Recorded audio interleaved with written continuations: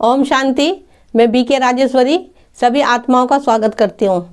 आज मैं आपको ये बताऊंगी कि मुरली सुनने से हमारे जीवन का कैसे परिवर्तन हो सकता है। देखिए, जब आप रोज मुरली सुनोगे, डेली मुरली सुनोगे, वो भी दिल से, तो आप देखना आपके अंदर कैसा एक जादू सा होगा, आपका जीवन परिवर्तन हो जाएगा। देखो, मुरली कोई कागज में लिखे हुए कोई शब्द नहीं है, स्वयं परमात्मा के लिखे हुए महावाक्य हैं। तो भला जब आप उनको सुनोगे दिल से, तो आपके अंदर क्या परिवर्तन नहीं आएगा? आपका पूरा जीवन बदल जाएगा और आपका आने वाला भी जीवन बदल जाएगा। बच्चे मुरली सुनते हैं, लेकिन अक्सर ये होता है किसी किसी बच्चों को मुरली नहीं समझ में आती।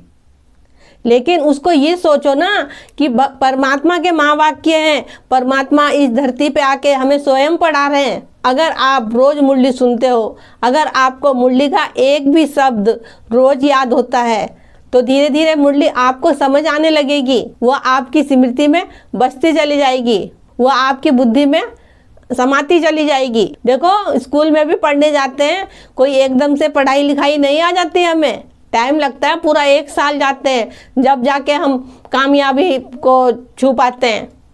तो ऐसी मुरली है, मुरली को डेली सुनो, रोज एक पॉइंट उसका याद रखो, उस पॉइंट को दिन में कई दफे उस पॉइंट को मतलब अपनी स्मृति में लाओ। और जितने भी आपके अंदर 5 विकार हैं, जब आप रोज मुरली सुनते रहोगे और मुरली का चिंतन मंथन चिंतन करते रहोगे, तो आपके अंदर जो 5 विकार हैं ऑटोमेटिक ही धीरे धीरे वो बाहर निकलते रहेंगे। क्योंकि मुरली हमें ताकत देती है, हमें जीना सिखाती है मुरली। देखो, पढ़ने वाली मुरली भी आती है और सुनने वाली भी आती है। आप पढ़ना चाहो तो पढ़ लो, सुननी अच्छी लगती है तो सुन लो, लेकिन रोज सुनो, रोज करो, कभी मिस मत करो। क्योंकि बाबा मुरली में रोज नए नए पॉइंट बताता है, रोज नई नई बातें बताता है। अगर एक दिन भी हमने मुरली मिस कर दी, बाबा ने क्या कहा हमें नहीं पता चलेगा। तो मुरली डेली सुनो, क्या पता बाबा ने आपके लिए क्या कह रखा हो और क्या संदेशा आपके लिए भेज रखा हो बाबा ने। देखिए, बच्चे मुरली सुनने सेंटर जाते हैं, सुबह भी सेंटर पे मुरली सुनाई जाती है, शाम को भी सुनाई जाती है। जो बच्चे घर गृहस्थ में रहने वाले हैं, तो वो सुबह सुन लिया करें मुरली। क्योंकि जब हम सुबह मुरली सुन लेंगे, हम चार्ज हो जाएंगे। हमें ये रहेगा कि हमारे बाबा ने आज मेरे लिए क्या कहा, तो उस पर हम दिन भर चिंतन करेंगे। फिर हमारे सामने कोई भी परिस्थिति आए, उसका हम सामना कर सकते हैं। और बहुत से बच्चे ऐसे करते हैं कि सब काम फिनिश करके उसके बाद मुरली सुनते हैं, रात को सुनते हैं बहुत से मुरली। अब बताओ, रात को मुरली सुनी, बाबा ने क्या कहा, हमें हमारे लिए क्या कहा, बाबा ने क्या बताया मुरली में, सुनी और सो गए पढ़ के। तो मुरली सुबह सुनो, सुबह उठते ही अपने को चार्ज कर लो और कोशिश करिए कि मुरली को कई बार ही सुनो, एक बार नहीं बार बार सुनो। जितनी बार आप मुरली सुनोगे उतने ही आप धारणा मूर्त बनोगे। देखो, मुरली एक दूसरे को भी सुनाओ, जितना हम एक दूसरे को आदान प्रदान करेंगे उतने ही हम धारणा मूर्त बनेंगे और सामने वाला व्यक्ति भी। तो कहने का मतलब ये है कि आप मुरली सुन के, ये नहीं कि हमने मुरली सुन ली और अब बाबा ने कह रखा मुरली रोज सुनो, मुरली सुन ली और बस अब काम खत्म हो गया। नहीं, मुरली को सुनो और उसको अपनी स्मृति में रखो।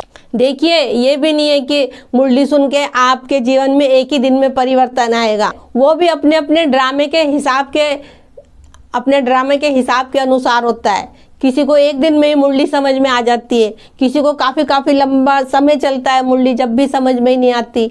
देखिए, परिवर्तन आपको एक दिन में नहीं आएगा, लेकिन धीरे धीरे आपको अपने अंदर परिवर्तन नजर आएगा। तो आप मुरली सुनिए, मुरली कभी मिस मत करिए। देखो, आप कहीं जा रहे हो, आपको समय ना हो, तो देखो फ़ोन तो आपके पास रहता है, फ़ोन में सुन सकते हो।